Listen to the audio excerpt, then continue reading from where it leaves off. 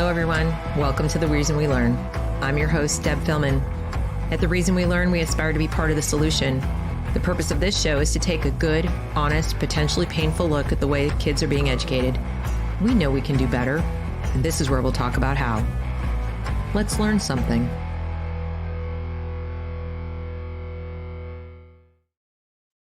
Hey everyone, welcome to The Reason We Learn. I'm your host, Deb Philman, and if you are new to this channel and interested in being part of the solution to our education crisis, I hope you'll subscribe to be notified when I make new content. Please go ahead and like and share this broadcast as well so other people can join us and benefit from this conversation.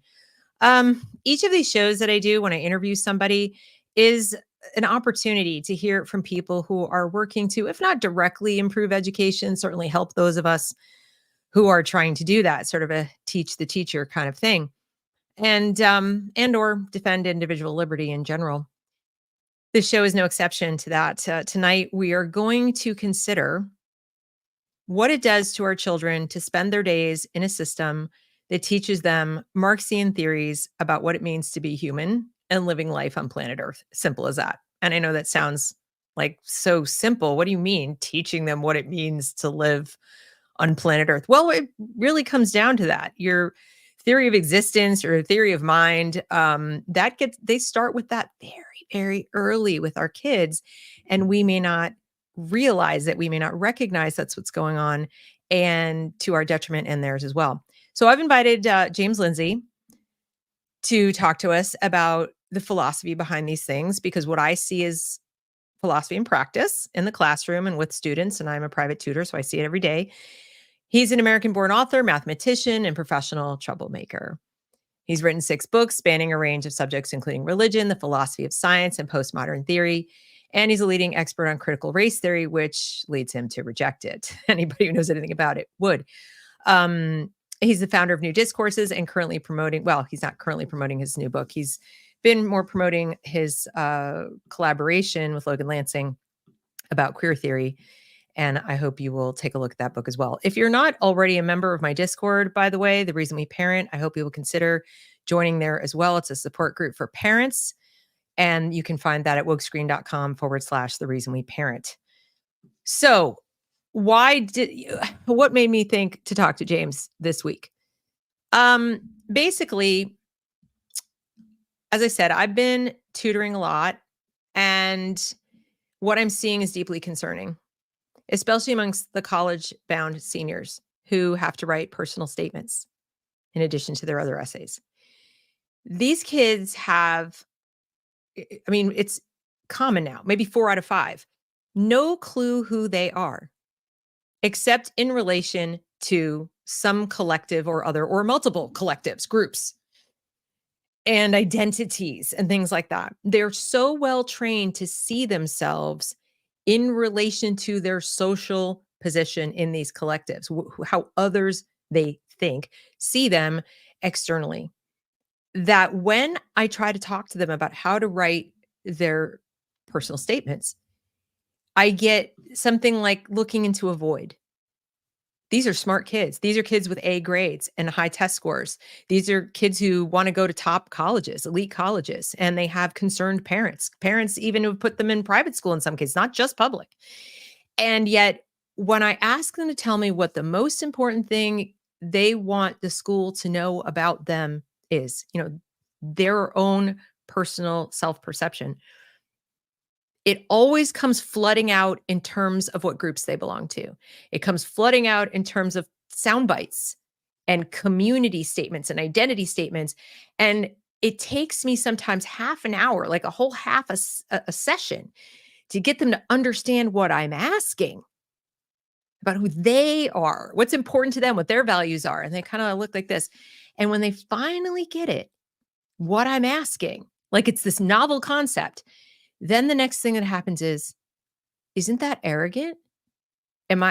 Is that allowed? I've actually heard those words. Is that allowed? Am I allowed to put that in my personal statement? Isn't that selfish? And I'm a little bit horrified. So James has been talking a lot about these ideas and what goes into collectivism and the different kinds of collectives on the left and the right, by the way. And so I said, please come help me understand and translate this for the parents. So without further ado, please join me in welcoming James Lindsay to the channel. Hello, welcome, Deb. and thank you so much for this. I greatly appreciate it. Let me fix my sound here because it's coming out the wrong way. All right, there we go.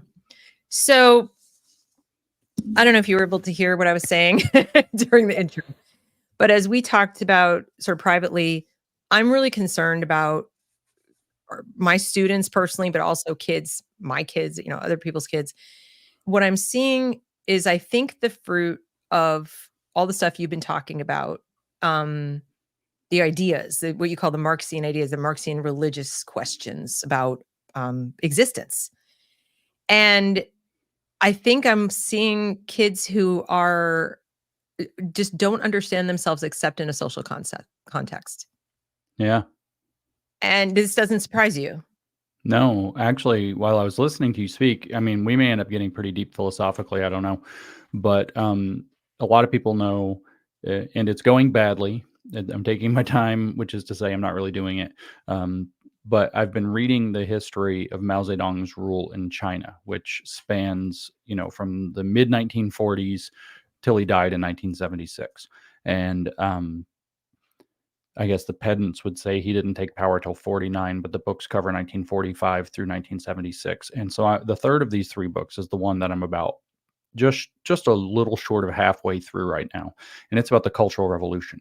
So this is when in 1966 in particular, especially during what was called the Red August, student groups basically went and just ran roughshod over the cities of the country.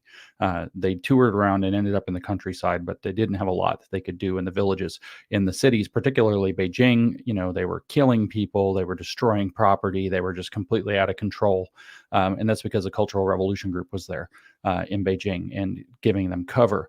But the fact of the matter is that what you just described, sitting down with these very smart young people who first don't have a clear sense of who they are or what their values are outside of talking about class identity, which class can be construed not just to mean economic class, but different social classes, including racial groups, religious groups, and so on. And secondly, the fact that they aren't sure if it's allowed to think otherwise is so redolent of what I'm reading about young people in the Cultural Revolution that it was all I could think about while you were describing it. Is like, if it was much more severe then, of course, because they were under a communist dictator who was reclaiming his power in a communist dictatorship that was continuous going back 2 decades at that point. But the young people then, everything came down to were you red class or black class. Mao had come up with these class identities, color coded them red and black. Of course, red means communism and black is bad in this context. And so these kids thought no other way, but it was way worse than that. It was like there were people who were born red, born in red families, raised red, that were true red, that had done this and that to make themselves even more red. And the kids relentlessly bullied the other kids who were, black class, who became revolutionaries, what you would call an ally in modern parlance. And it really like made them feel as though they were second class. And in fact, they frequently, those people would get bullied out of the Red Guard. They weren't allowed to be part of the Red Guard. The Red Guard were for the purest of the purebloods, red diaper babies all the way through. And what the effect was is that everybody, at least in the college ages and down, thought of themselves entirely in class designations. And so that makes me think, well, that's similar to what's happening now. And of course, you weren't allowed to think of yourself any other way, and you were called selfish. But that makes me think further on. She Van Fleet and I had a conversation. Of course, she survived the Cultural Revolution. She grew up in China under those conditions. She was a schoolgirl at the time. And she and I were talking one day, and she said that she was very frustrated dealing with a lot of older Chinese people in her generation, not then, but now, who had never quite broken free. So these people are in their 60s, maybe their 70s now. The Cultural Revolution rattled them. They fled China in many cases, and they still have the shackles of that conditioning from their youth holding them into their brain, and they can't think otherwise. So they still think, well, it went too far, but socialism is good, or that they have to think of themselves in terms of class identities going way out through the rest of their entire lives. So, when we're talking about children and young people in general, adolescents, arguably up to 25, maybe even the later 20s, they're still undergoing a process of identity formation. And that process of identity formation is going to be very hard to undo once you get through your early and mid 20s. And they have been trained now for at least half a generation. I would say longer. I would say 2 generations, but we can say, intensive immersive training for at least half a generation to think of themselves effectively only this way. And that is going to carry on. There is this cohort of people, and I don't know how many it is, and I don't know how severe it is, who are going to have had severely disabled or impaired identity formation complexes that are going to carry through for the rest of their lives. And for people who have children now, the only possible answer is you have to learn to identify this and intervene in it sooner rather than later. As Alex Newman often says, yesterday is already too late, but today is better than never. So these are severe consequences. We're not even talking yet about, say, bringing people into gender ideology as a 5 or 6 year old, where they're learning like literally concrete references to categorization in the world, whatever that's called, the concrete development stage or whatever. I'm not a psychologist, but we know what we're talking about here. Right. Man, woman, boy, girl. Kids are very strict on adult versus child. They're very strict on male versus female. You confuse that, they're probably going to have categorization problems for the rest of their lives, because that's the first one they get a real grasp of. And here on the other end, you have this adolescent phenomenon where they are taught, like you said, only to think in terms of the collective, only in terms of, we should just be blunt about it, to think in terms of some class identity. And so the last thing I'll say, just as a preamble based on what you said, and then we can kind of get into whatever else, is I also was thinking about the Hungarian Marxist George Lukács. We don't talk enough about George Lukács. Well, George Lukács, he put out a lot of ideas, right? So he wrote this book called History and Class Consciousness in 1923. He was deputy commissar of education in the very short-lived Hungarian Soviet Republic, which was 1919, I think, for 4 to 6 months. There were a lot of things he did. He continued to write, if I'm not mistaken, into the 1950s. So this guy, wrote a lot of things. History and Class Consciousness is the most famous. And one of the things he laid out in 1923 in that book is that class consciousness is a graduated process. In other words, graduated is one of those fancy words. People think, what does that mean? It means like marks on a ruler. It's put in grades. There's like grade 1 class consciousness understanding, grade 2 class consciousness. There's stages of learning class consciousness. Whereas Marx's belief was, here's the Marxist theory, go among the workers, point out how their life sucks, and get them to adopt Marxist theory and hope that they band together in solidarity and have a revolution. Lukács comes along and says something very different for the Western context, which is we need to educate the worker into class consciousness. We don't just agitate him. We have to educate him. We have to teach class consciousness. In the first stage, and he gives, like I said, it's graduated. There's different stages to learning class consciousness. The first stage of learning class consciousness for Lukács was, you are a member of a class. That's it. And that's what you're describing, where these young people, smart young people, high achieving young people, have so deeply been affected by their educational milieu that they are unable to think of themselves outside of a class identity. And once they are invited to do so, they feel like they're doing something they should feel ashamed to do. So there's a deep kind of moral resonance tied in with thinking of themselves as a unique individual with goals, with dreams, with aspirations, with values, with a core, with an individual soul that's not reified through the group identity. And this is what Lukács was talking about. And of course, I think most of our education system has been poisoned by these ideas and serves the purpose of raising not just a class consciousness, but something slightly more advanced, a critical consciousness, as they call it. But stage 1 is you are a member of a class. And then, there's several stages beyond that. like that the class is intrinsically in a dynamic of oppression. One is oppressed, one is oppressor, but neither can exist without the other. That means those are the movers of history, which is fundamental Marxist doctrine.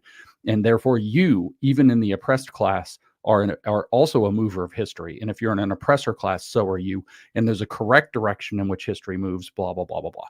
And so you could go down the whole list of what you were supposed to learn, but stage one has been fully achieved. These young people, from what you're telling me that you're working with, at least, you said 4 out of 5. So, Oh yeah, it's small sample size, local sample, whatever. We're not doing rigorous statistics here, but the fact is that that's an alarming proportion, right. even for this kind of a sample Mhm. that And it isn't. isn't local, it's national in the sense that I work through, Oh, a service, and so I have students coming to me from all 50 states. I mean, okay, but not representative necessarily.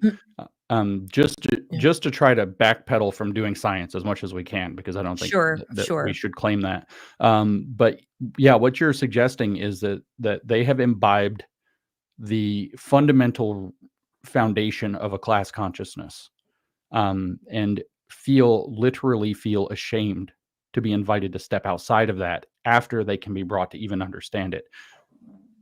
Right. That's what I see, and what I also see is that when we get farther into our conversations and we get to, let's say, the second edit of a personal statement, something changes in their entire being. So in other words, I see it change. It's almost like if I had to describe what it looks like a light coming on in a dark room.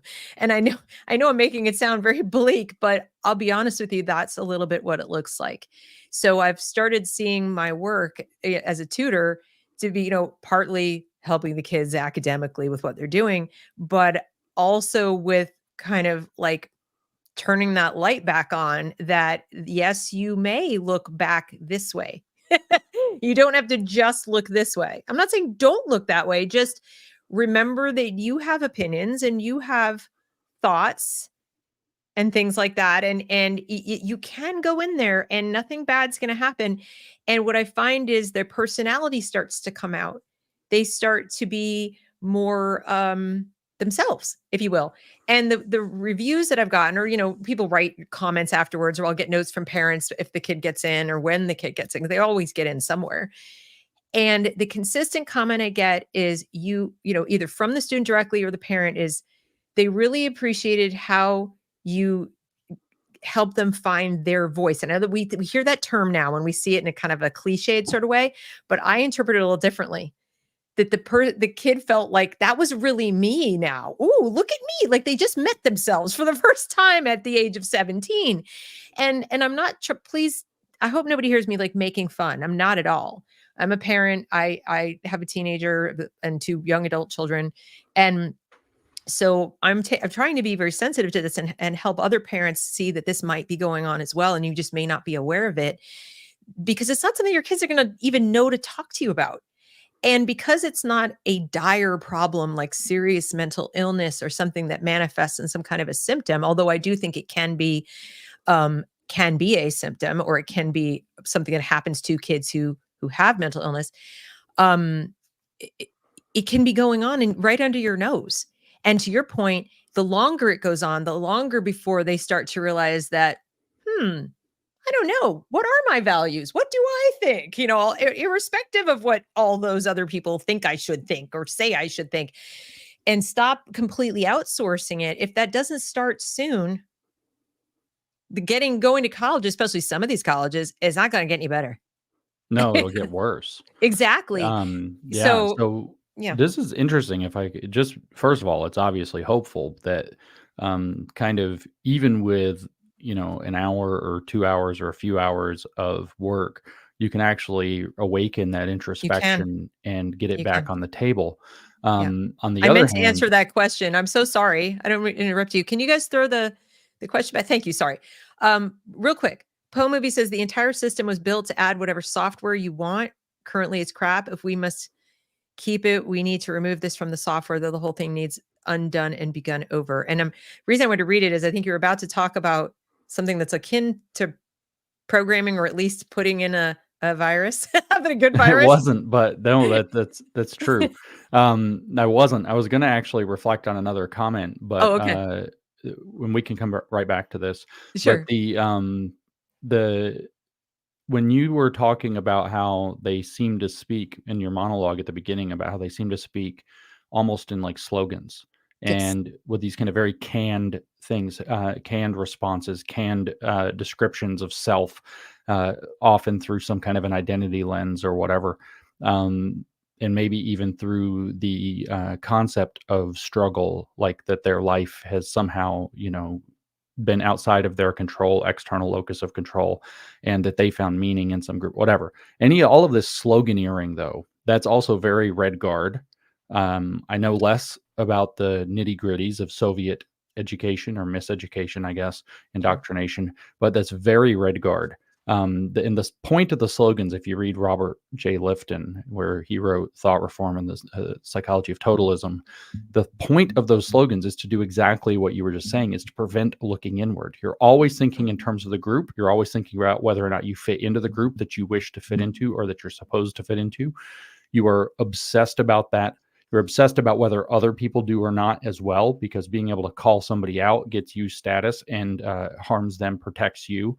And so you're constantly thinking outside of yourself, not in this beneficial way, like think about others and try to help others, but in this weird communist fake way, right? Where it's just like you said, finding your voice. We hear that all the time, but what communists mean by finding your voice is finding the voice of your class, which is Right. your intrinsic underpinning. And like I said, we can get deeper into the philosophy of Marxism and why that's the case.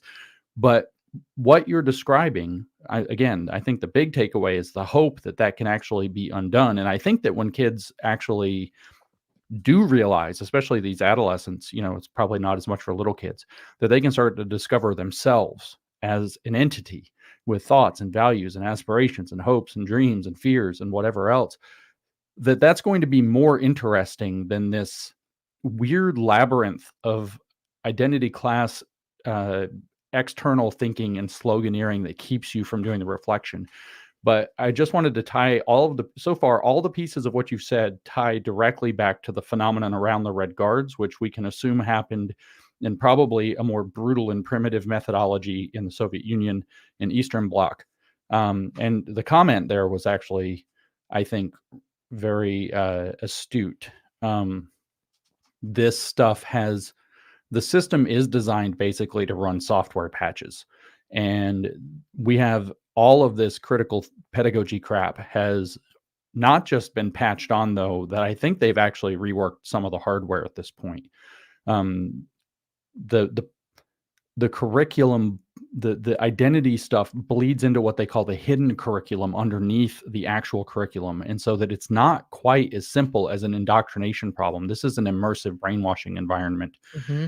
And I do suspect that, and I've said this repeatedly in the past, that education will be the hardest thing to fix, and it's probably the most important thing to fix. And that if we were to earnestly get started today, I don't know if that's kind of happened in early stages or if it's not happened yet. I don't know how to gauge that, but it's certainly not a booming project. It's a 20-year fix, which means every single child who is in school now or is going to be in school who's alive, who's not yet old enough, is going to be subjected to at least a partially broken system if we start fixing it as fast as we can. And so, in that kind of a circumstance, the only way to protect that next generation or two of children is very specifically going to be to have them outside of that system to the maximum amount possible while that system is being either completely overhauled, or I don't know if it needs to be knocked down and built back again. I don't even know what that would look like. But educational theory, that's a tangent to what we're talking about, but it's been wholly corrupted for a very long time, at least 30 years. It Uh, would go back. I think it goes back much farther. It goes back Arguably certainly a to, century. to Dewey. We Dewey, have a century ago, yeah. right, because what you're describing as well was made possible by something called affective learning, or the Mhm. focus on affect, which for those who don't necessarily understand is your feelings. So what you feel about things, not what you think about things, going to the inner world and it's funny that I said, oh, they don't know to look inward for their opinions. I don't mean to their feelings, to their own thoughts. They've outsourced it all. But Yeah. with very young children, because their thoughts are fairly primitive at first, as you pointed out, something very concrete. I'm a boy or I'm a girl, and my mom, my dad, I live in this city, country, whatever. We used to remember in schools, like, this is your community, it's your block, it's your town, whatever. Well, they start off very small, but if you start there and then it's always, what do you feel about this? Right. And then we identify not just, what you feel about it, but what does the whole group feel about it, and why that's important to you or should be. And so when we focus, as Dewey wanted to, on the inner life of the child, the emotions that the child would have about everything, about the world, as opposed to what they would think about it, everything gets added on to that. Like you said, all these little patches, all these little layers, every new piece of software or program that gets added in is within that framework, that we need to keep the child feeling the way we want them to feel. So that way, when new information, new facts, new knowledge comes in, the lens, the affect, if you will, through which they're going to view all of this is through that. So, as an example, it's my favorite one. In Common Core, they'll say students will cover, or learn the Declaration of Independence. They'll learn about it, let's say. So I have a copy here. And I've tried to explain to people, because parents will say, well, they're teaching them about the Declaration. That's good, right?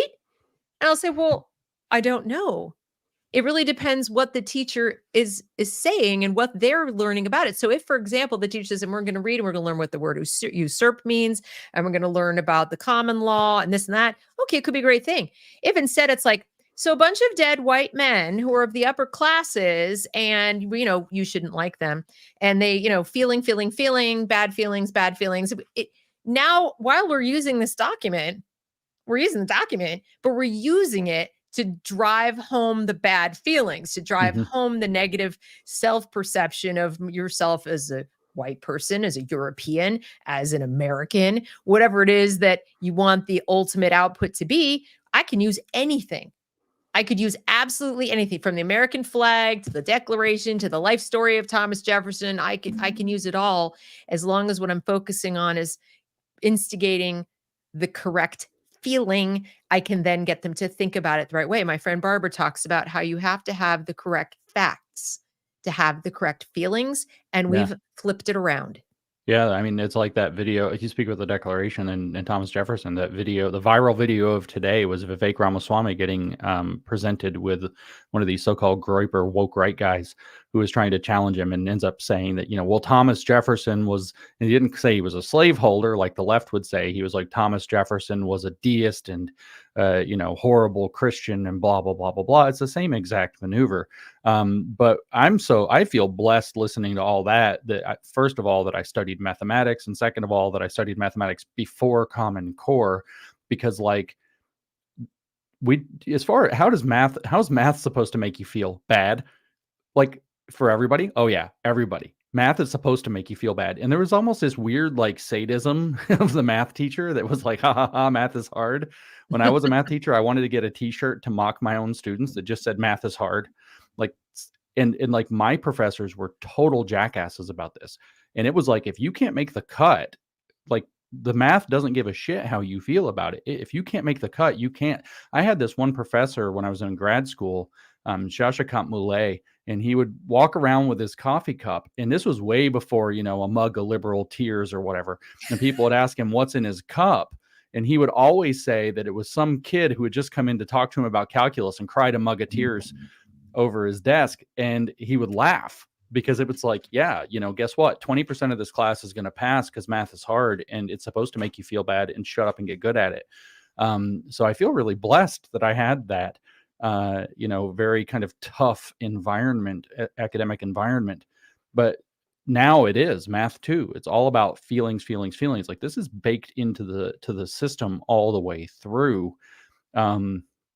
And maybe it's a bit of a jump, but maybe now is just a good time to get the card on the table of what the Marxist theory of self is. Like, because you were saying before we got started, and I know it wasn't part of your monologue, but I just want to bring it up because it's really valuable, and I don't know if you'll say it again or not. But the fact is that if you don't understand the philosophy behind this, like, everything almost is downstream from some philosophical set of presuppositions. Education, certainly, and then the way that you live your life. There are philosophical presuppositions running way back. And we don't have to get into the nitty gritties of all of what Marxism was presenting, but Karl Marx fundamentally believed that man's true nature is as a social being. Not like, oh, you have friends and a family and you build out a social network around yourself. No, you are a socialist who has forgotten who you really are. And the whole point of everything in society, including education, is therefore to remind you that you belong to a social group, and that furthermore, those social groups are intrinsically in conflict, and the entire movement of history itself is defined in terms of the conflict between stratified groups or classes that are better and worse off than others. He said, in a word, oppressor versus oppressed. And so there is this deep, deep, deep goal in the Marxist philosophy to get people to awaken to their identity as a member of a social group, and only to understand themselves as somebody who has loyalties to that social group. And this isn't a social group, again, of like family or of like your church or a voluntary community of friends that you are working out as an adolescent, what it means to be loyal against all of the different challenges of life. This is people who have the same kind of wealth you do. This is all the people in the world who have the same skin color you have, who have the same attitudes about sexuality that you do. I mean, this is a very abstract and very large, I mean, kind of universal group. And at the end, for Marx, it is humanity. Every human is fundamentally a socialist who has forgotten it. And some people have forgotten it so much that they can't come back from that. And so what this education, what the philosophy does is informs the education and informs the people that imbibe it to live this way, is exactly what you described, which is that you must first think in terms of your class identity. You must first think in terms of who your what people are in the same class as you, that you must therefore be in solidarity with, and who your class enemies are. So you have this very polarized, distorted view of the world of you know, all the way good guys versus all the way bad guys. If we wanted to go even deeper, this is almost like the Manichaean cult, Gnostic cult from the first century. The Manichaeans believe that there's this strict division between good and evil, and there's this huge battle between good and evil that's kind of waging, and the evil's always going to win, and then in the end, somehow the good steals the victory. From all beside the point. It's very stark in terms of which side is good, which side is evil.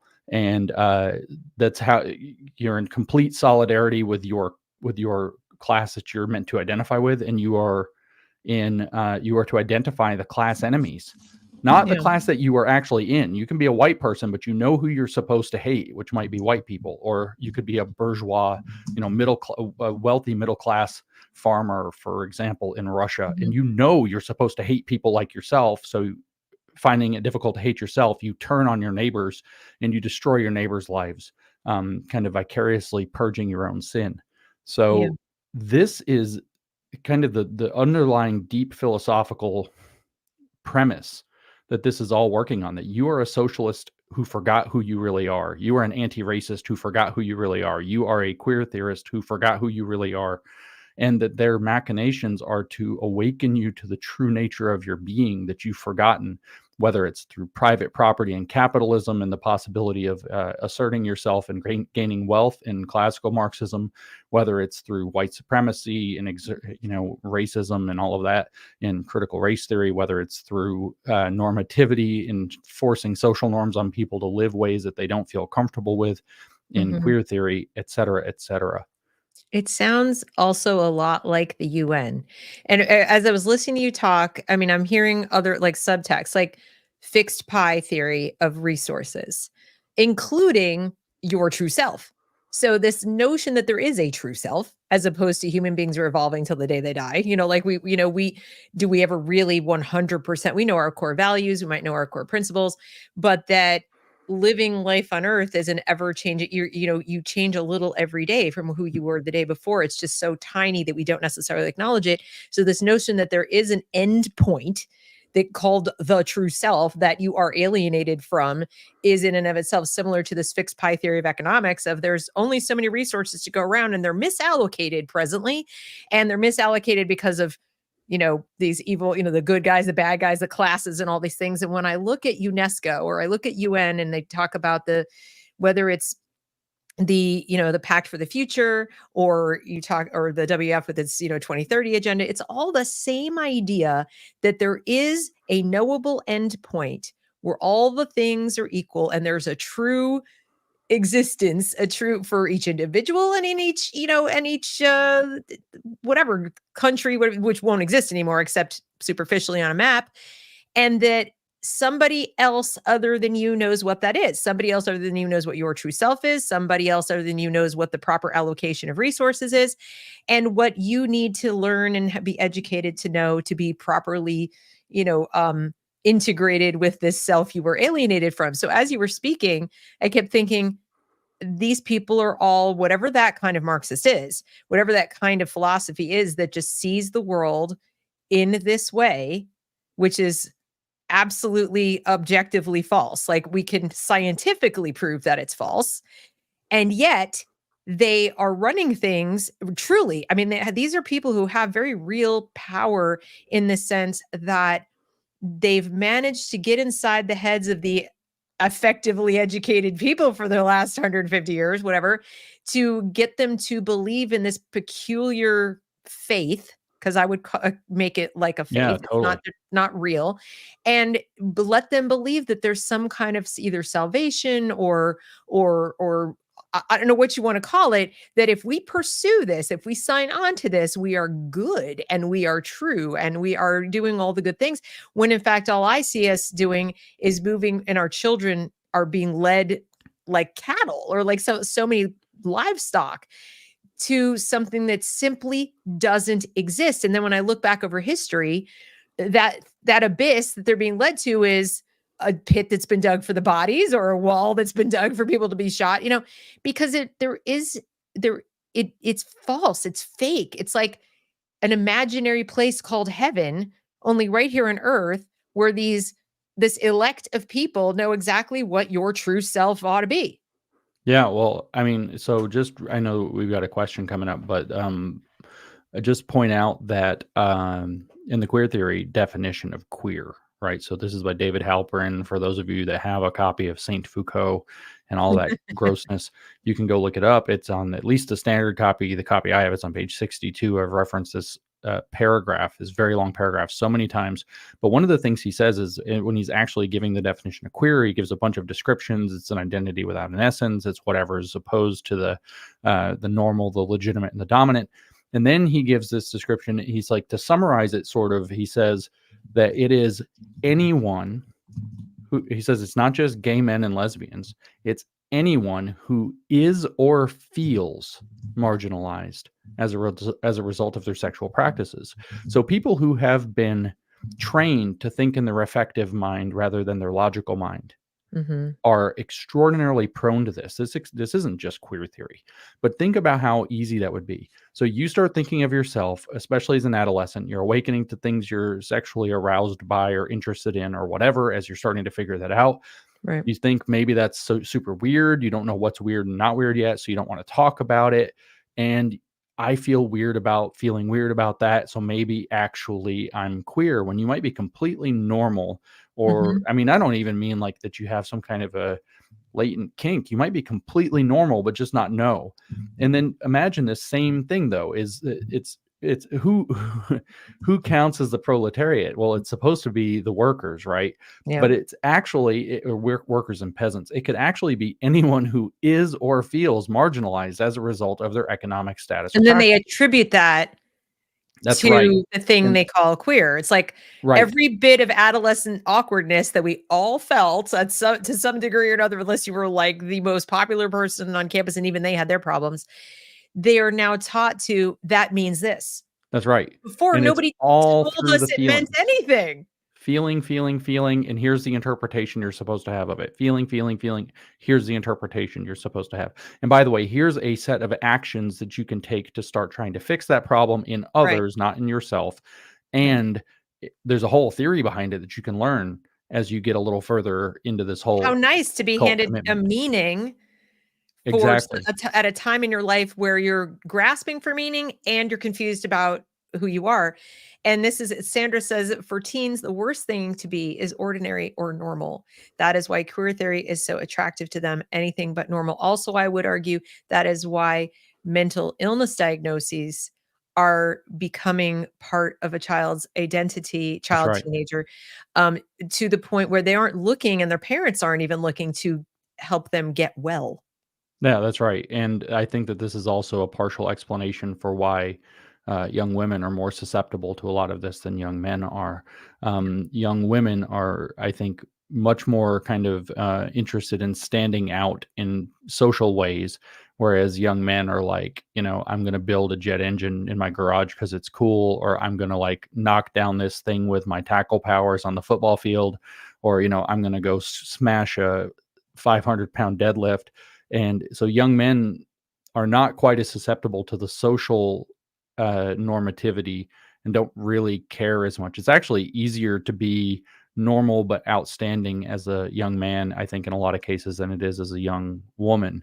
And I think that this goes a long way toward explaining why young teenage girls, I mean, I'm not a professional in this, but I'm making a guess, a very, I think, educated guess, that this is why we're seeing such higher rates of mental illness, identity adoption, transgender identity adoption, queer sexualities, and gender identities being adopted by young women as opposed to young men. Although young men, especially the ones who are not likely to be able to go crush it on the football field and don't have that like nerdy proclivity to see if they can, you Or know, just don't have a dad. I mean, or let's get don't right have a down dad. to it, don't have a That's dad. also, yeah, a huge one. So, like when I was that age, all I really gave a crap about was getting good grades and going fishing. That's all I cared Mhm. about when I was 15 years old. Yeah. Was getting to go spend the day on the lake and maybe haul in a 3-pound bass and feel like I'd really achieved something that day. Right. I've noticed too amongst my students, and I do actually have a couple of homeschooled students. They are female, interestingly, and they don't have any of this. And so people talk all the time about, well, what about socialization, whatever. I actually think, because there's so much talk about how the feminization of the education system harms young men, and I do believe it does. But I think we forget that immersing young women, as you point out, in an environment where, you think it's so beneficial to them because it's like them or it's feminine or whatever. That's not true. It's just you're too much estrogen isn't good for women either. You know what I mean? Like we're all supposed to have balance, right? We're supposed to uh not everybody's meant to be in to that degree. Like you said, it's easier maybe to stand out or be normal but exceptional. When you're in the environment where the social is everything and in a school, it's times 10 Yeah. times 10 because similar to prisons, you don't have a choice. You have to be there. You need to survive. And survival, it's not just I need to physically survive and not get beat up between morning and afternoon. It's also like, you know, get through the day without too much drama, stress, criticism, anxiety, all the things that can come from negative social interactions that are heightened for women or girls, I think, than for boys, like you pointed out. And again, I'm being stereotypical. This isn't scientific. It's just what we observe, what I observed as a teacher and as a parent, that the social pressures of the peer pressure and so forth in a school setting where I can't escape, I got to be there. And if I am outside the norm, it really stands out. You know, weird boys and weird girls both are weird, but weird girl, when people are like in clusters of cliques and groups, I do think is a little stranger. Yeah. And they internalize more than externalize. So the weird boy maybe tragically becomes violent, unfortunately.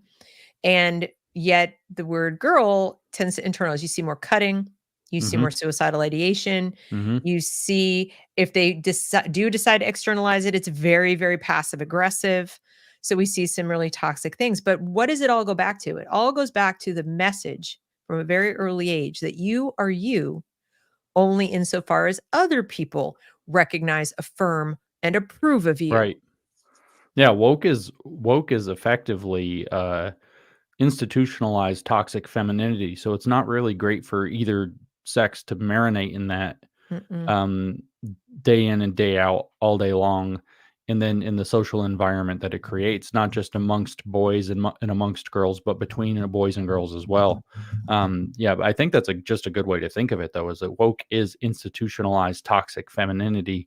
It's all the worst mean girl aspects that are given an academic veneer and then taught Mhm. as though they're crucial social theories. And as to the point of this discussion, Right. um, the only proper and appropriate way to view who you are yourself, Right. which, like you said, I think it just bears repeating because it's the glimmer of hope is through this recognition that Right. what it prevents is them ever being able in their adolescent process of turning the gaze back inside to figure out who they really are as an Mhm. individual and Right. emerge as a stable and strong individual. Right. And, I want to be sure that everybody understands when we say woke in this particular context, so there are multiple definitions or ways of looking at different words. You have your academic definition, you have your colloquial definition, there's different layers to it. And I think we're speaking, correct me if I'm wrong, but we're speaking sort of in a colloquial sense that, the way we understand it as it manifests in our daily lives, like not, Marcus Garvey, we're not going back to the original stay woke, racial No, no, no, consciousness no, or anything like certainly that. not. No, we're talking No. about the set of theories, whether it's kind of contemporary feminist theory, gender studies, Right. critical race theory, queer theory, fat studies, ability studies, all of this stuff that has, while it adopted that particular word, much to its chagrin, because it got turned around on it afterwards. Um, it really means having woke up to this structural analysis of social reality in multiple intersecting dimensions all at the same time. And what a lot of people don't understand is that every single one of those dimensions, in order to come into its mature frame that it is today, that's what's getting taught to our kids, passed through some version of feminism. And feminism is designed specifically to target vulnerable women that they want to be able to radicalize against, in particular, men in society. So what I'm saying is the entire, if we don't want to use the word woke here, we can say intersectional apparatus. Right. Every single one of the theories, not just passed through feminism, but got finalized in some version of feminism. Intersectionality itself came out of Right. Black feminism as a movement specifically. That's not me saying Black people who are feminist. That is a specific named movement called Black Right. feminism that smashed the Black nationalists. It smashed the Black Panthers, it accused them of being sexist, and it also smashed white feminists. And that's not a movement, that's white people who are feminists, by accusing them of racism. And all of the woke intersectional theories passed through like a last metamorphosis through feminism, which is Mhm. my primary reason why I believe it is so effective at targeting young women, because feminism was designed to target young, vulnerable women in order to recruit them.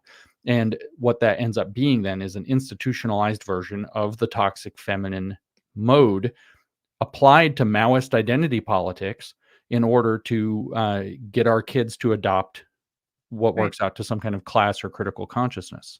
And it's tragic really because I think they can play on what is typically, again, I'm talking typically, positive about women is the sort of the nurturing, the compassionate, type of traits that you would tend to see more in girls as they're present in everyone, but that is the more stereotypical. And r- dig in and harness that, and then once you've done that you can weaponize it. That's right.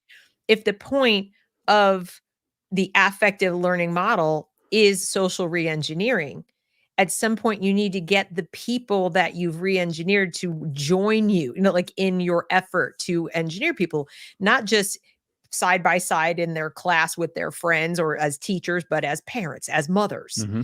as the people reproducing the culture in the literal sense. And we see that too.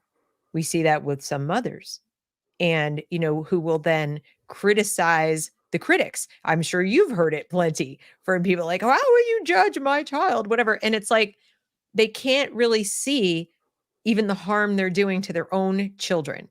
They Yeah. don't they don't recognize it because all they think is empathy and compassion is a net good always. And sometimes it's not. Sometimes it's enabling. Sometimes it's actually bullying. Yeah, it's not a perfect analogy, but since I said toxic femininity, the first rule of toxicology is the poison's in the dose. It's not exactly the same here because it could be the manifestation or Right. the mechanism or the purpose or the intention. There's a lot of different things it could be, but we can just run with the poison's in the dose. It turns Yep. out that's also the first rule of pharmacology is that the medicine's in the dose.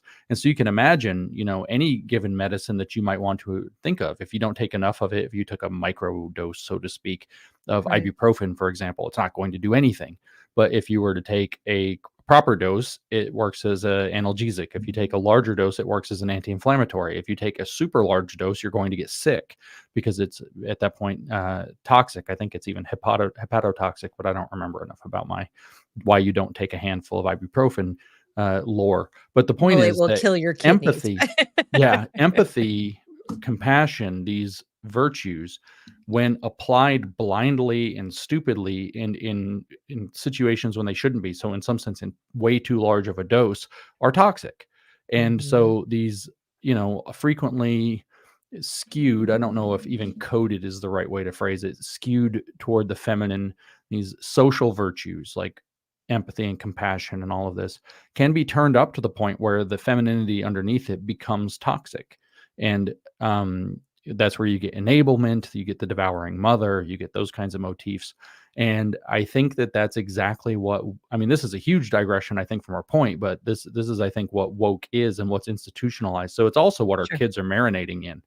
Right. But it does, I do think it's still on the same topic in the sense that all of it interferes with the individual child's ability to mature as an individual, Yeah, that's it. I seeing mean, him or that's the true herself target of that way.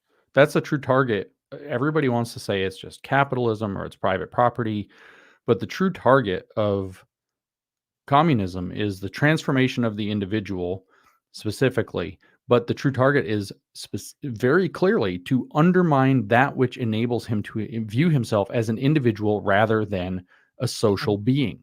A Mm. species being is how Marx actually phrased it. So it's not just that you're loyal to your social group, you are loyal to your entire species. And he outlined very clearly that you're loyal to and you share with your entire species in the same way that a family would share. Mm. Everything in the family is everybody's. Nothing in the kitchen is off limits, blah blah blah, unless it's been earmarked for a specific thing. And we share, just completely however people want. That's how everybody in the entire species is supposed to regard everybody else in the entire species. He compares it No literally, and cultural, we're not gonna recognize cultural differences. So, we're culturally literate and we're culturally sensitive and we have multicultural ethnic studies, da, da, da, but everyone in the species should understand and the contradictions hurt my brain sometimes, James. yeah, I'm well, not they gonna called lie. they in Russian and the Soviet Union they called that Raznobratsia, which is literally translates as diversity, which is that the diversity is to understand itself as part of the whole through it Right. recognizing that it's actually socialist. Speaking of, how is socialization related to socialism? I'll let you take this one first, and if I have anything to add to it, I will. Well, I mean, let's just the words. Socialism is a theory or a state of being, or an ideology or an economic system. There's a lot of things it could be. Socialization is a process, and socialization is something. It's a process that we all go through, regardless. Socialization at its extraordinary end would be brainwashing, but uh, all the time when you exist in life, you're being socialized to your environment. If you go spend just a couple of weeks in a foreign country or even just a different region in the US, you'll notice that you start to pick things up because you're being socialized, to interact with the environment the way that that environment interacts. So socialization is a process by which you are picking up social cues and operating according to how those social cues are supposed to be, you're learning to fit in. That's the best way to actually just summarize it without jibber Sure. jabbering. So how's it related to socialism? So Marxists in general believe that everything comes down to socialization. You have been socialized to believe whatever it is that you believe. So if it's a fact about reality, if it's a fact about economics, if it's a fact about literally human psychology, anything, you have been socialized to believe that. You have been led to believe that through social forces that are actually somewhat arbitrary and constructed by power. That's called the constructivist hypothesis. And so socialization there they see is always brainwashing. And so what they believe is their mandate in life, their duty of conscience, is to seize control of the means of production of socialization. So what they want to do is force a social environment. Marx called this the inversion of praxis. You're going to force a social environment that causes people to believe that they are truly socialist and that they have to act in a socialist way. They have to see themselves in terms of their class identity or class consciousness. They have to understand the intrinsic conflict between classes. And that is what they are actually socializing people into, but they're also taking it to the full extreme that they think that all immersion in any social environment is in fact brainwashing. And they think that it's always a clash of ideologies. So if we're in a capitalist society or a feudal society, then capitalism or feudalism is brainwashing people to be capitalists and feudalists. It's not that, let's say that market economies actually create, certain circumstances of optimization with terms of efficiency of distribution of resources or something like that, which economists have demonstrated, and I don't know exactly, I'm not an economist, what those are, but there are economical laws that are pretty rock solid. No, that's just an artifact of what people in power wanted you to believe so that they can maintain their power. And they've erected a social system and a social environment that socializes you into believing that too, so that you will participate in the socialization. I think the best articulation of how crazy their view of it is really comes down to Judith Butler's queer theory, with her concept of gender performativity. So gender is separate from who you are in some kind of ethereal way. In fact, gender is the result of a social process to Judith Butler.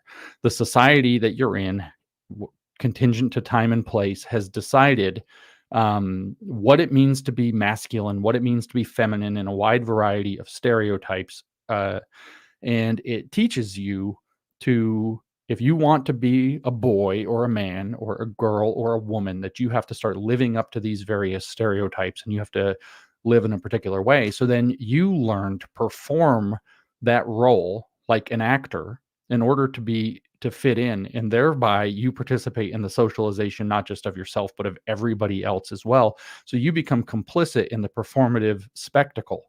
So for Judith Butler, the awakened individual who realizes that it's all a play, it's all a big drama where everybody's being coerced into playing their role, which she said, quoting Foucault on this, that it's not so much that the body imprisons the soul as it is that the soul imprisons the body. Who you believe you are supposed to be as a boy or a girl or a man or a woman then imprisons your body to manifest that. You go, if you're a man, try to get big muscles, try to grow a beard, try to look like a man, try to act like a man.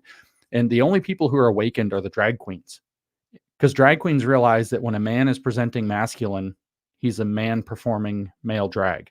And when a man presents feminine, he's a man performing female drag. And when a woman presents feminine, she's a woman performing female drag.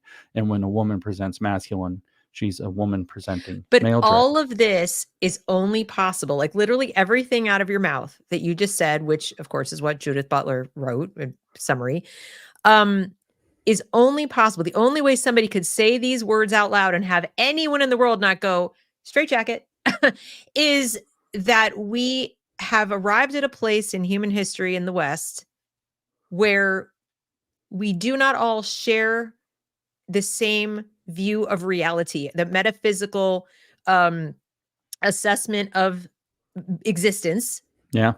That some of us, I certainly grew up taking for granted that, what reality was and so forth, thought everybody thought the same. And I was probably 4 or 5 years ago when I realized, oh my God, there are a whole lot of people out there who actually don't see it that way. They actually don't. They actually think this is all constructed and subjective and stuff. And it was a really terrifying moment. I'm not going to lie. I've lived my whole life thinking objective reality is a thing. And we all agree, right? We all agree. And when you realize it, no, you don't all agree. And one of the things I've been trying to tell parents, hey guys, especially us fellow Gen Xers, maybe you have teenagers or young adults, whatever. Newsflash, no, they don't all agree. Yeah, There are millions of people, I believe, right now in the United States who are walking around absolutely sincerely saying it's all relative, and no, that is not how it is. And that's you right. know, the belief that you just expressed, which is a belief, is not a fact. It's not even a theory, because there's nothing tangible to hold on to. It's like, I just said it and therefore it's true. And that has to have, as its sort of theory of mind, I guess, that it be equally okay to have a subjective metaphysics as to have an objective one. And then Actually, they they consider it superior because you have a two-dimensional metaphysics instead of a one-dimensional. If you Ru just believe in there you go. objective, it's one-dimensional. So I'm There gonna you hold up go. a book. So this is the Book of Woke. If you actually wanted to read the Book of Woke, it is called Critical Constructivism. That is the fancy term that really means woke, and it's by an educator named Joe Kincheloe, who is no longer with us. And so in this book, he describes very explicitly that critical constructivism is to use the German term that he uses, a Weltanschauung, a worldview.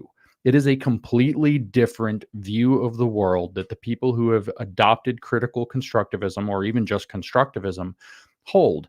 And so if we go to a deep philosophical level from what you just said, which was completely right, that deep philosophical level is you walked around believing we are all on some level realists. We believe that there is an external reality to any given individual, that external reality is objective in the sense that if you go look at it and I go look at it and somebody else goes looks at it and a bunch of other people go look at it, that we're going to come up with, to the best of our ability to observe and describe it, the same description of what we've seen. It's very easy to say, like if I set a soccer ball out in my yard and 10 people go look at the soccer ball and I say, describe the soccer ball, up to their ability to use the correct terminology to describe the ball, they're going to describe the exact same object. They're going to come to the conclusion that it's the same size, thereabouts, to their ability to measure it. They're going to come up with the idea that it's black and white and it's got this, arrangement of pentagons and hexagons or whatever it is. I'm thinking, of course, of an old classic soccer ball. And it turns out that there's another completely different. There are other schools of thought. They're anti-realist that do not believe this. In fact, what these folks have adopted is not just an anti-realist and deconstructive view. They've adopted an idealist view, although it's technically in critical theory a negative idealist view. There is an ideal out there. There's an ideal society. There's an ideal social arrangement. There's an ideal economy. And they don't, because it's a negative ideal, they don't know what the ideal is. They couldn't tell you what it is, but they know what it's not. And they can tell you why everything that they see is not that ideal. But that ideal and their vision of the ideal, they believe is constructed. That's the critical constructivism part of this book, is constructed by the systems of power that are in place in society that condition who we are and how we think, how we perceive, so that when you and I look at the soccer ball, in fact, we don't perceive the same. It's not even just that we don't see the same thing the same way. We don't perceive the same object because the object exists for each of us only in our own minds. And this is the fundamental aspect of the It's like Weltanschauung. Descartes. It is like Descartes. In fact, Descartes was in this same kind of camp. And so it's an extraordinary. Now they don't live their lives this way, so there's a little bit of this kind of fuzzy cognitive dissonance about everything all the time. But what critical constructivism has largely done has rooted down some sense of objectivity in group identity. So people who are like you in their experience of life, which is therefore their experience of oppression in life, which is a dynamic with an oppressor and oppressed group and intrinsic conflict, those people generally see the world the same way. That's why there's an authentic Black voice, an authentic gay voice. And if you speak outside of that as a Black man or a gay man, then you didn't actually speak as a Black person or a gay person. You spoke out of turn. You've spoken through internalized racism or internalized homophobia. You see how the whole woke apparatus just starts falling out of this immediately? So the concretization of reality is located in the social group and its lived experience. Well, of and they're teaching oppression. this just for those watching. I want to be very clear on something. With you listen to James and you might think, okay, that's like this high lofty, that's probably like in college. It's, intellectual stuff. No, I really want to get this point across. The point of this show, yes, was to have him on and explain this, but for me to take that and emphasize to you that these beliefs that he's talking about, this philosophy has filtered down like so much rainwater into the soil and then grown back up in the plants. The plant doesn't know it drank water. The plant doesn't know, even when it produces seeds, the seeds don't know it's part of that plant. This is so much part of the education apparatus at this point that you could not possibly separate it. It's part of its cellular structure, like the water in the plant. And so, you can't just say, well, we'll buy different books. We'll put the kids in a different building. I know, I'll get a voucher and move them over here. If the teachers were educated in the same schools, if the teachers came up in the same elementary and graduate, whatever, with the same worldview, you're really not getting away from it. But like I said, the plant doesn't know it's a plant. The people doing this, most of them in education anyway, at the low levels, at the K-12 level, they don't know this is who they are. They don't know this is their worldview. If you were to point blank them and say, tell me, they'd look at you blankly like, what crazy lunatic conspiracy theorist nonsense are you spewing? And yet, if you were skillful enough and they would actually talk to you, to ask them questions about their theory of mind and what is existence and what is opinion versus fact and objective versus subjective, you would very quickly find, if you ask the right set of questions, you would very quickly find that yes, in fact, they do agree with what James is saying. It just won't be articulated in that intellectual way. It'll come out more like, well, everybody's lived experience is equally valuable, and we need to teach the children that it's really important for them to respect all of these things, and nothing is better than anything else. And that's just their, excuse the expression, dumbed down version of these same thoughts. And so then those are the people your children are sitting with 8 hours a day, learning from. And you mentioned an X, one of the things that prompted me to reach out to you is, they're teaching your children the questions to ask about life. Now, whether your children are going to ask those questions out loud of the teacher, of you, or whether it's going to be all up in here, the point is their daily interaction with the world is shaped by what they think they're supposed to find out about, to put it in the most basic terms. Mm-hmm. And everything you just described is so, there is no, and the other point is not just they don't know that it's in them, they haven't the first clue what they're missing. They haven't the first clue that there even is an alternative unless you bring it up. And then as soon as you bring it up, because they've so successfully associated the names of alternatives anyway, because they don't know what they are. Like they couldn't have a conversation about them. But if you say things like, for example, objective or realism or objectivism or enlightenment, the Enlightenment, if you even mention that, they'll like recoil, dead white men, the West, evil colonizer. So they know how to label a thing as bad.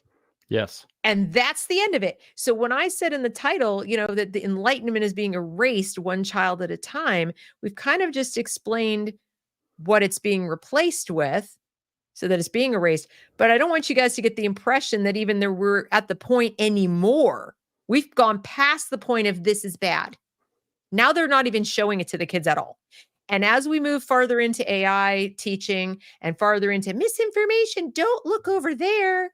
That's misinformation. We're getting closer and closer to where the kids won't have the this or that, this good, that bad, this good information, that misinformation. We're moving towards information. It's gone. It's not anywhere. Right. That's right. So just to give people an idea of how easy this would be to present to a kindergartner, this isn't some highfalutin college philosophy class. That's underneath it. It's like think of it as an onion. The core of the centerpiece of the center little nugget of the onion is that philosophy. And then every layer is shaped around that center core.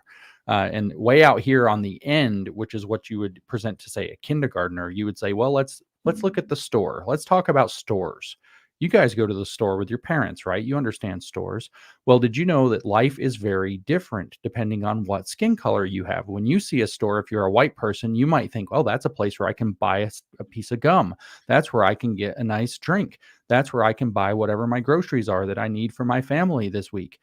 But when a black person sees a store, they might think that's the place where they're going to follow me around again. That's the place where they're going to not trust me and think that I probably am going to steal from them. That's the place where the lady behind the counter accused me of stealing something even though I didn't. And so they have a very different experience of reality, so that when they view the store, they see something completely different than what you see the store. Now you see, when you and I see the same object in reality, because of our location, our position within our social groups, we see a fundamentally different Right. object. We do not inhabit a shared reality, and reality can only be interpreted by understanding the Marxist given perspective of each different identity category through the lens of oppressor versus oppressed dynamics.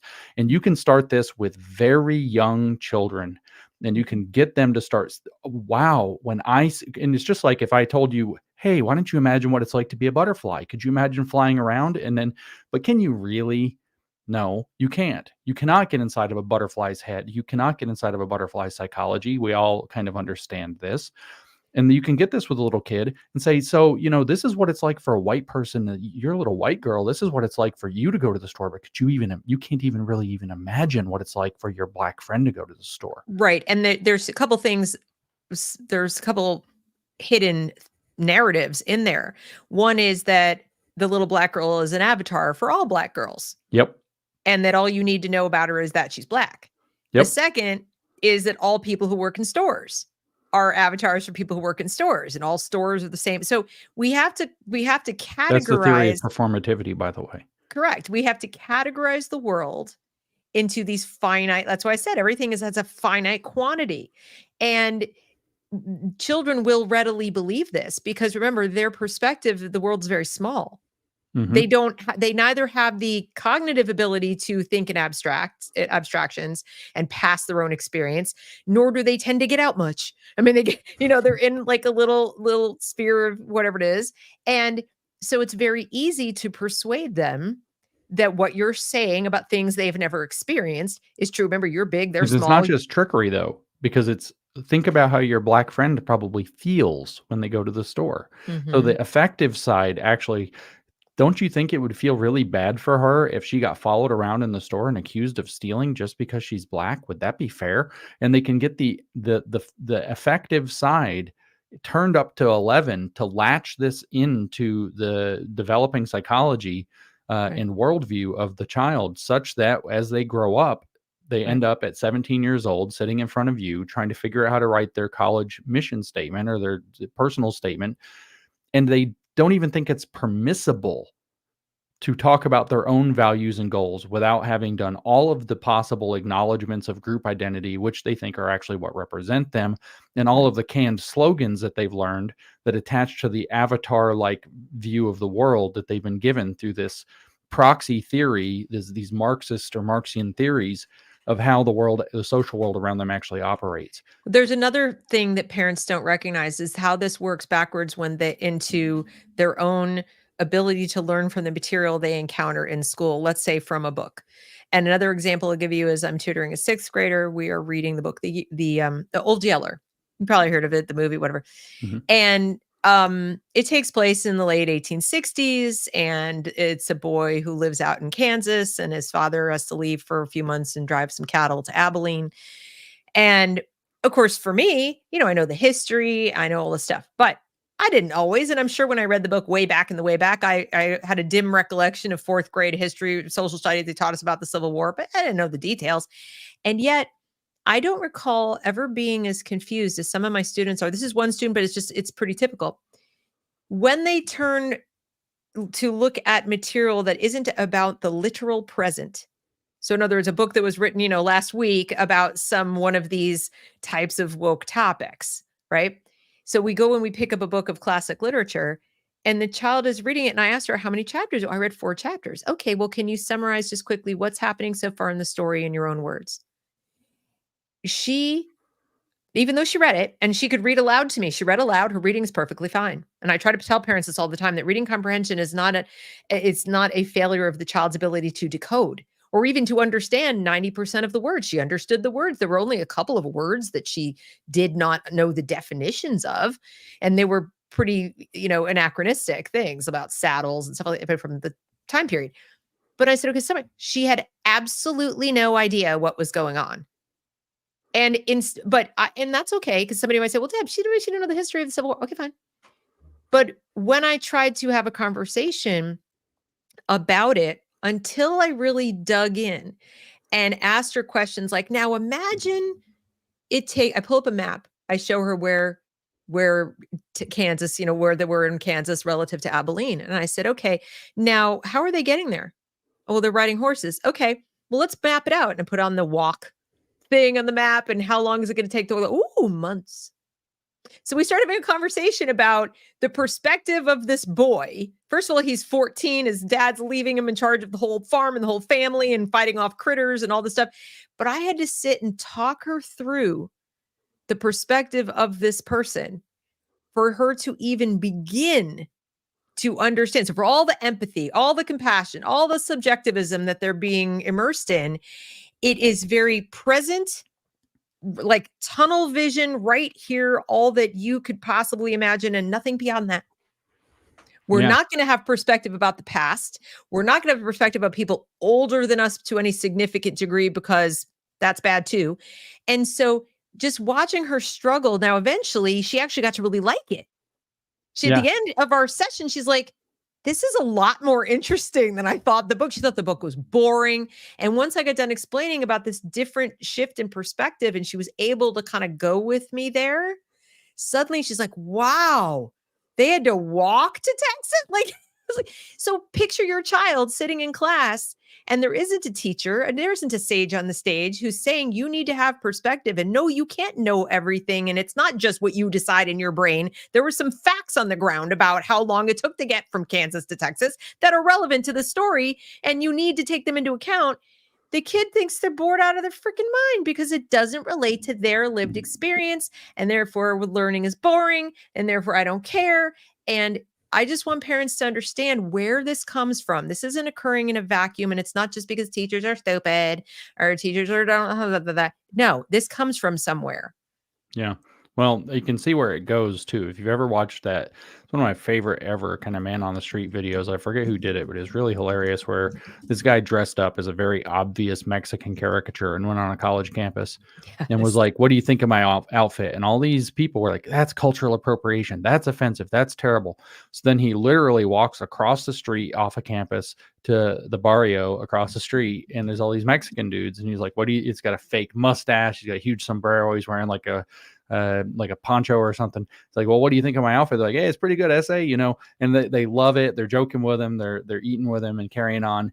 And you've seen 100 of these man on the street videos now where, they go into New York and they ask the black people, do you know where the DMV is? They all know what the address is. They all know how to get ID. And they seem like super confused. Like, why are you asking me these questions? But it's because that the kids that grow up with this poisoned mindset can only think in terms of these stereotypical avatars of people that they have. And then these are the people that are going to get college educated, that are going to go on to run the world, so to speak, in the next stage. And so you can see where it's coming from. There's a deep philosophical commitment by somebody who has brainwashed a generation or two generations or three generations of teachers that have gone on to brainwash 2 to 3 generations of kids. And particularly, I mean, I'm trying to think of a phrase like full tilt, full throttle since maybe 2015 with the passage of the Every Student Succeeds Act. Just absolutely full throttle. And you can see where it ends, as you end up with these utterly clueless, overly emotional, toxicified people. So the connection that you see, that who think only in terms of like group avatars and group stereotypes, and just asinine ones that come from poor ass Marxist analysis of the world around them. And you can start to put these two things together and see that there is a chain that runs directly through your child's head, from all of this weird philosophy stuff that I talk about to these phenomena that we're witnessing out in the world.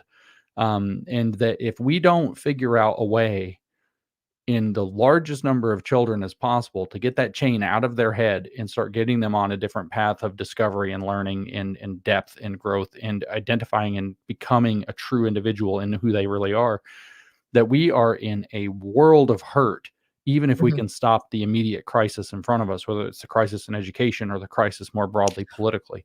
Well, the first thing, and I try to always end my shows with like suggestions. And based on what you just said, it's a good segue into that. And that, what we've just discussed is something that is so in the sauce, right? Of American education as it is run by the state and anything accredited by the state. And that was by design. And I could do a whole other show. I have done other shows that explains that. So I'm not going to go there. But what I will tell you is that if you want to fix it for your child, or if you want to look for what would be a better model, if you're just saying, well, what would be a better type of school? Okay, first thing you have to do is you have to agree, at least you and other adults who want to put this school together, or you and your spouse or the parent of your children or whatever, you have to first agree that you want this kind of realistic view of the world, that you are objective realists, okay? You live in reality and you want to find a school that does too, and you need to explicitly ask it. You need to explicitly ask it. You need to look for these terms like lived experience and, inclusion and all this kind of stuff are all the hallmarks, as I've said for years, of this more subjective affective model. So if somebody's saying, no, we operate on the, with the worldview that the knowledge can be known, that reality can be known, and that our job is to teach your children how to ask questions to discover the truth,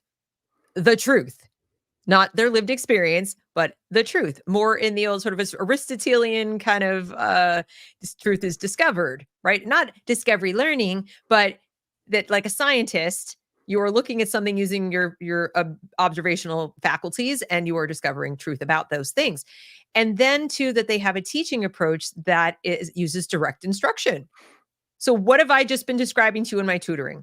Now, I may have used Socratic method. I may have pulled something that, hey, let's look at a map. What do you see? Okay. Direct instruction doesn't necessarily mean now sit down and listen to me lecture, and I'm wagging my finger and the kid just has to pay attention. No, it means I have knowledge. I want the child to have not just the discrete pieces of knowledge, but I want them to understand what knowledge is. So we have an epistemology that defines that this is knowledge and this is belief. Okay. And you know the difference, and that this is a process by which we discover what some knowledge. I'm going to give you some as a starter. With the some I give you, you're going to go find more and more and more using the same process that we just went through, which you now understand how to use because I showed you. I do it, then you do it, or we do it, then you do it. This sounds very old fashioned, you guys, but it works. It worked for thousands of years. So if you're looking for a school, I suggest to you a true classical school, not one that's been taken over recently by some Nietzschean right wingers, not that kind. And we could have a whole other show about that, I bet, James. But Mm. but the kind where we're talking about it like this. And it can be found. They do exist. They're few and far between. Classical conversations, if you're a homeschooler, that would be an example of one. But you can do this also yourself. It can be done. I told you, I work with students. It doesn't take long. It doesn't take long. Now, I can't vouch for what happens when they go back to school, the next day. I can't vouch for what happens years from now. But I can tell you that even in a single session, I can get a kid who was like, I thought this book was boring, to be like, okay, yeah, I'm going to read the next 4 chapters. Like the light is on. I'm not such an amazing teacher. I'm just doing what makes sense. And what's happening is there are a lot of teachers not doing what makes sense. If your end goal is my child will become acquainted with reality and learn how to continue to become acquainted with more and more abstract concepts around understanding and living in reality. But the goal of education is sense making. The goal of it is, knowledge acquisition and then empowerment, not identity formation. So I don't know if that's a hopeful way. I don't know if you have anything to add to that, but that's, we have to first define what knowledge is and what reality is. And you got to accept that. And don't assume that your school agrees with you. No, it's extremely helpful. I mean, if you have enough chops just to talk about the difference between actual reality and even just kind of social overlays of reality with your kids, you can probably get the lights to come on. Like you said, I've found that one of the first things that you said to be extremely hopeful, and I think it's really the anchor of this conversation. I want people to be aware of what's really going on, of course, and to give them color to what that is and an explanation for it so they can better understand it. But the point of understanding it is to take it apart. And if you didn't have that kind of a couple of stories that you gave where it's very clear that you can take this apart in a young mind and then it works, and maybe it falls apart and then you can do it again and it works, and you can actually probably break the majority of these people out of the framing that's being built around them and into them. They You say that have to start psychological young, though. operations are permanent for about 10% of the population they affect. Yeah, And you have to start young. You can't wait. And if you wait till they're in college, it's too late, in my yeah, opinion. it's you've got to get involved. Like I said, with invoking Alex Newman, you should have got started yesterday, but there's no reason not to get started today. Mhm. Exactly, exactly. And I also hope, as I said, I also hope, well, Classical Conversations, Sandra, is they're a small group. I don't know if I'd call it a co-op, but it's typically homeschoolers. You join Classical Conversations groups, and they organize pretty much all your learning around classical education in a small group that you're committed to for at least the year, and you can go through all of the stages. So you have the grammar, the logic, and the rhetoric stage. Um, it is typically Christian, so most of the people you'll find in Classical Conversations will be Christian, though not all. But it is from a Christian worldview, so it may not be for everyone. But my point is, at least it does stick to what we consider to be, the sort of the ancient Greek, the classical stages, as I described them: grammar, logic, and rhetoric. The ancient Greeks understood that there were certain phases that children go through. They didn't have psychology like we have it today, but they just knew from observing children and how they learn that first we have to amass a certain amount of facts and knowledge, this grammar stage. Then we learn how to use logic to sort of compare, contrast, and understand things, what's true, what's not true. And then rhetoric is, now we're going to talk about it. And we're going to argue about it, and we're going to write about it, and we're going to express to other people about it. And that's how they went through that. The Romans had something very similar. And so um, humans haven't really changed that much. Our world has changed dramatically. And I know that there are a lot of people watching thinking, well, but the world has changed. We're in an AI world. We're in a totally different world. So it's okay. No, it's even less okay. What we're learning, and I think James can speak to this better than I, is that the farther we stray from reality, the harder it is going to be for your children to deal with the AI world, with the world that is more and more run by machines and machine learning and things like that. If you get farther away from logical thinking and rational thinking, you're going to be literal livestock. The people who are going to own the future are the ones firmly grounded in reality, who understand all this, who can do math, who can do all that, and everybody else I don't even want to think about what's going to happen to the kids who've been educated in this affective way, that they won't be able to function, in my personal opinion. Anything else to add to that? No, I agree with that. There's not much to be said. I think you pretty well nailed that. So, yeah, we're heading towards a bit of a cliff, where the way we've been educating children was for a world that not only doesn't exist, but never existed and is never going to exist. That's So right. That there you that's have it. it. That's exactly right. Yeah. So, Poe Movies, thank you so much for the super chat. She says, thanks, James and Deb, for doing this. It reinforces our education choices for our kids and how we continue to approach building our channel. They have a YouTube channel, Poe Movies. Thank you so much. I appreciate that. Well, and the last thing I'll say, because I know you take a lot of heat on X and other places for, intellectualizing all of this. I find it very valuable because, as I said, I'm somewhere in that middle where I'm there on the ground dealing with the output of this nonsense in our children and other people's children. And I really want parents, or even anybody watching this, to understand that everything that James talks about, everything that you've read and you're trying to translate for people, so that we don't have to read it. because it's not fun. To the extent I have read a lot of this, it's not fun. It is important. Could you really know what questions to ask of your child's school if you don't understand where the worldview comes from, or if you just believed it was as simple as changing the books and changing the buildings? It's not what change are you trying to make. Yeah. It's ideas, and those ideas come from somewhere, and ideas don't change overnight. So you do have to start yesterday. Yeah, so I'll just say, because I hear that all the time, that I read these books so that you don't have to. And I used to kind of take that as a mark of pride, but I've been thinking about it. And I read these books so that you can too. Yeah. They are hard to break in. And these books, I don't, I mean, I do love this metaphor. I don't want to overstate the metaphor, but the philosopher Eric Vogelin referred to Marxist literature as being a set of grimoires. And a grimoire that's an old kind of antiquated word that means a spell book that puts the spell on you while you read it.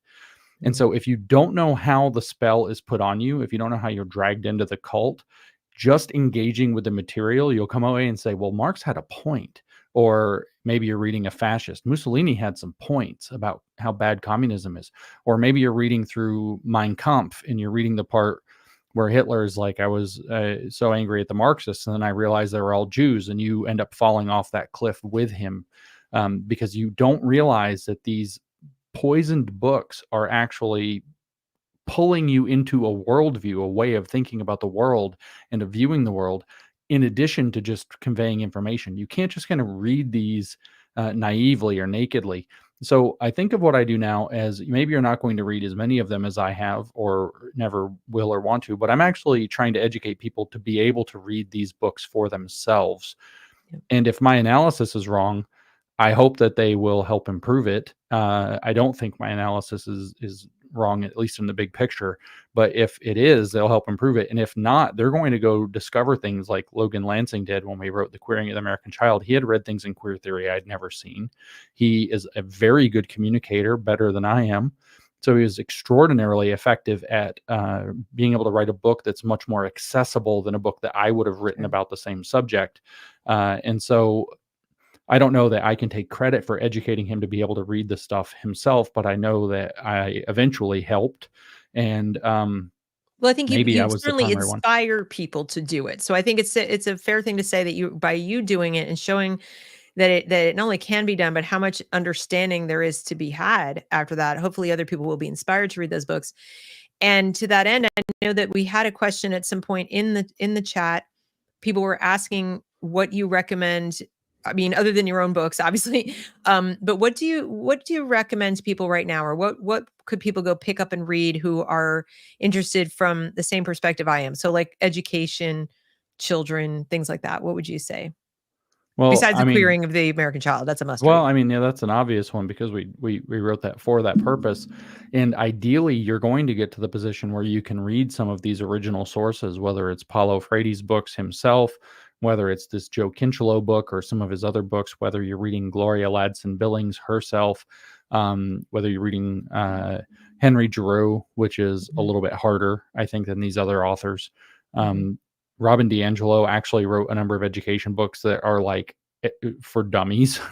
Like they are seriously like woke for dummies. One that the first one that I just did, actually, I haven't put it out yet, but I just did a podcast reading from a book called Is Everyone Really Equal? That is like the woke for dummies book. In the book, Wow. the critical constructivism book that I held up, I'm now pretty well convinced that they're the same book, except critical constructivism is really written for like education, college students or grad students, which doesn't mean it's super hard, but it's hard. And then Is Everyone Really Equal is like, I think they were shooting for high school, but I think fifth graders could take it apart pretty easily. It's really simple. So I only ever recommend people read original sources. I know there are other good books out, and I wish I could recommend what they are, Right. but I don't read them. So Yeah. I can't because I frankly just don't have time. I'm barely slogging through these history books about Mao, and I primarily read just direct original sources. Right. But I want But it people to do that. Maybe Is Everyone Really Equal? It was a total eye opener for me when I read it maybe Yeah. 6 years ago. It's also important to know that, and I can speak to this from having gone to graduate school of education, the teachers are reading these books. Yeah. So when people see you and they say like, well, I mean, come on, who's really? Yes, the teachers are reading Paulo Freire. The Mhm. teachers are absolutely reading Gloria Ladson Billings. They are reading these more than anything else. In fact, I see it every day on X. I will see people I consider to be responsible, wonderful teachers talking about how they'd been teaching 10 years before they found a book on direct instruction. And why didn't they cover this in my grad school class? Or I'm just now that I'm teaching Mhm. private school, learning how to do this and that. And, where did this come from? So my two favorite fascists. That's funny. Thank you, Mike. Um, but they are reading it. The graduate school program is not teaching them how to do instructional design. They're not giving them manuals and classes on direct instruction. In fact, most of the teachers I know who take classes and that have to go separately on their own dime to do it because it's not even part of the PD that they're given. That's So right. I've heard your that. your kids' teachers are reading the philosophy. They are grabbing hold of it, as James said. Remember, think about it. They come out of 12th grade similar to my students. They come out of it, they read the Marx and they say, yeah, maybe he has a point. This is good. They're receptive to it because Yeah. they don't have anything to back it up. And so if you, the parents, don't read what they are reading, you're going to be that much farther away from understanding them or formulating questions that will challenge them and maybe, who knows, maybe wake them up. I don't know, but I'd prefer to see you get your kids away from them. I did have one book, and I'm embarrassed to say I haven't read it all, but I started reading it after owning it for 3 years. It was published in 2020. This is called The Rise and Triumph of the Modern Self by Carl Carl Trueman. Trueman, yeah. And I think of particular interest to Christians. The forward is by Rod Dreher, sorry. But really interesting stuff. And I think he's taking a very balanced approach so far, what I'm seeing, where he's like, what this book is not, and he's very clear. This is not an easy button. This is not an easy answer. He emphasizes in this book that there's no single cause to any phenomenon. So it's really important, if you're out there consuming content about why, why is this happening? Why is that happening? That you not get tempted by whether it's expedience or just desperation to grab onto sound bites or things that seem to offer you a single cause of anything you see that you don't like. It is much more complicated than that. And I also wouldn't necessarily take the word of, well, I do consume content from some of these people, right? I've watched some of their own content, the SEL people, for example, whatever. I don't trust them. They are not trustworthy narrators. When I sit and I watch a seminar where they're talking about how wonderful SEL is and what they want to do with it and what they mean by it, even though they'll say the quiet parts out loud about we want to change the world and change how people think and all this, even they are not accurately representing what they're talking about. It's sometimes the philosophy works through people without them realizing what they're doing. So just be advised. You have to use your own brain and not outsource it, least of all to the people who are trying to brainwash your children. Definitely. So anyway, but I'm eternally grateful that you took this time to help us.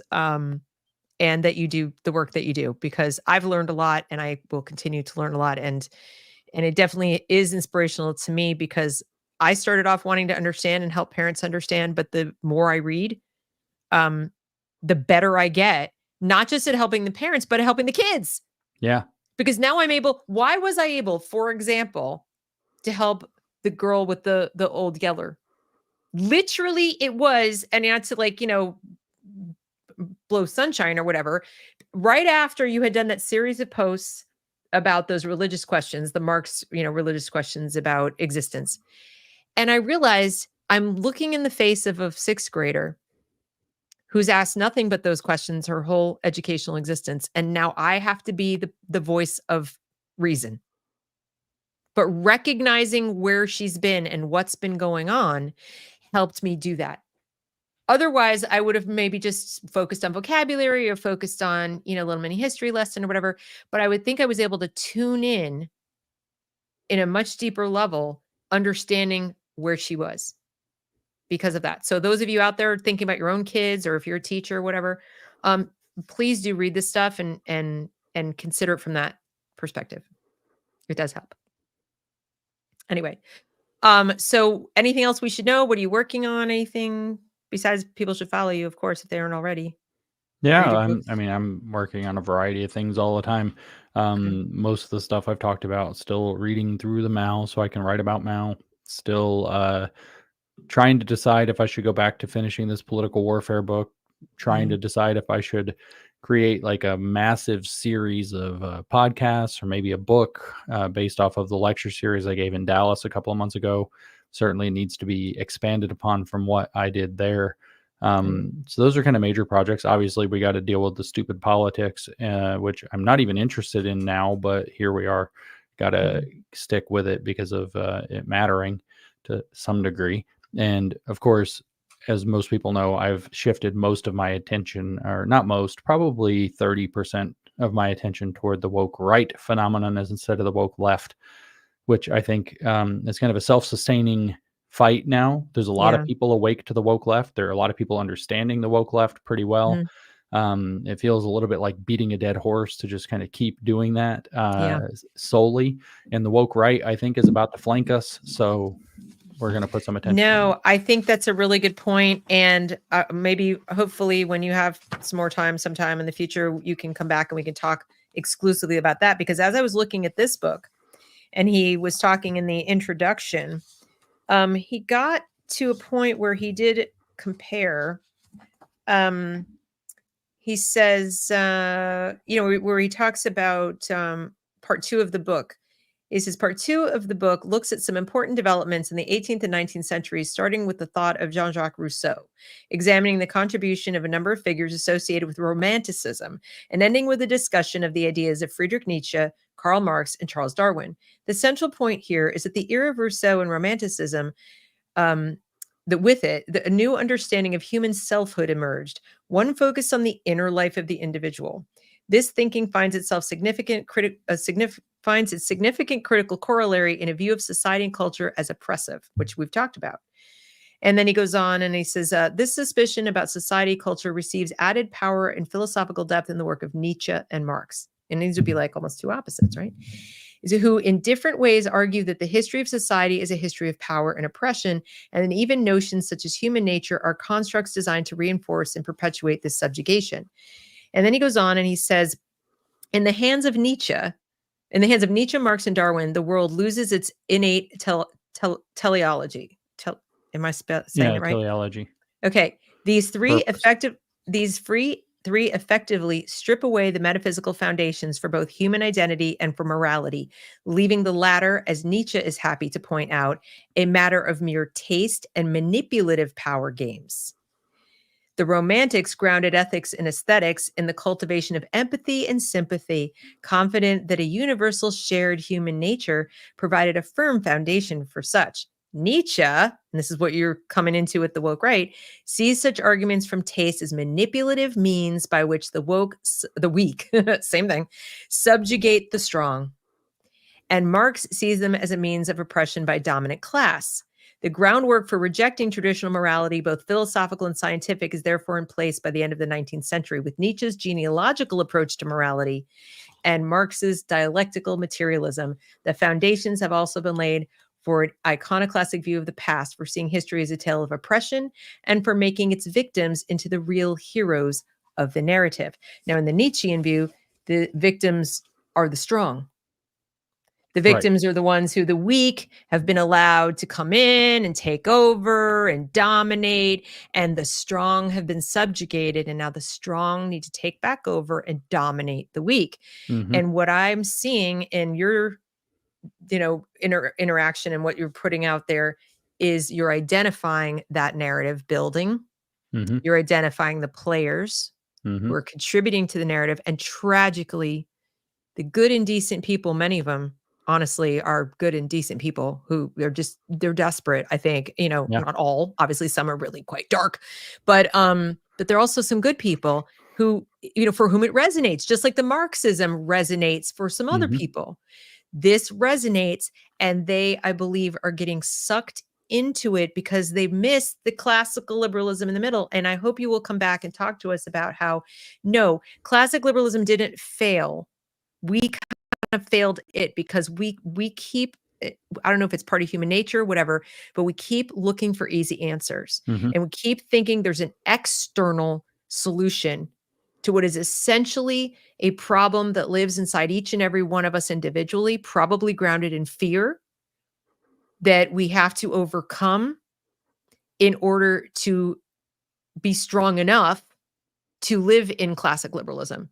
Mhm. You cannot live in it if you are weak. And they're just, to my way of looking, a Nietzschean view is a weakness. You want raw power and manipulation. That's not strength. Yeah. And on the left, you want everyone to agree with you or I kill you. It's another kind. They're both really Yeah. extreme forms of fear and weakness. So as it turns out, when we say the Enlightenment, we don't know what we're talking about. There was a Scottish Enlightenment, and then there Yeah. was a variety of enlightenments across the continent. And continental Enlightenment basically needs to go in the trash bin of history, Yes. not get picked up here or there, so that the battle between its various factions can continue. The Yeah. Scottish Enlightenment was based on something called common sense realism, which is the same realism I was mentioning before, and that it's rooted in plain old common sense, which I think we could all do with a lot of getting back to instead of these highfalutin theories of power. Right. And frankly, with the woke right playing too many video games, hopped up on amphetamines or something like that, or Red Bulls, and not really being able to like control their emotions or having grown up. I mean, they have stunted development the same way that the woke left have stunted development. It Yep. just manifests differently. Exactly. Exactly. But like I said, I think it's first, this is sort of like phase one, get people to understand that there is a metaphysical disconnect. Mhm. Recognizes there, this is what it is. And hopefully, like I said, you'll be able to come back and we can go to like step two, stage two of, the friend you think you have in the opposite of this is not your Yes, friend. that's right.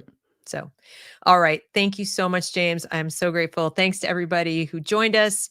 And please like, share, subscribe. Again, consider joining the parent support group at The Reason We Parent, wokescreen.com/The Reason We Parent. And we will see you next time. Thanks a lot, everybody. Bye-bye.